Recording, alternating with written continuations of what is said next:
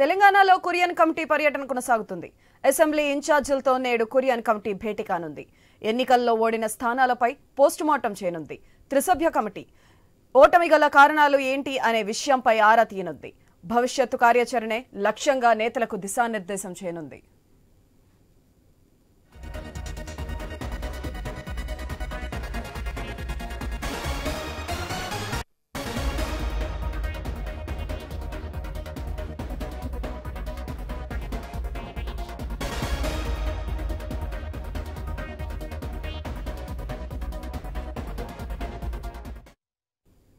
తెలంగాణలో Korean committee పర్యటన కొనసాగుతుంది. అసెంబ్లీ ఇన్ఛార్జీలతో నేడు కొరియన్ కమిటీ భేటీ కానుంది.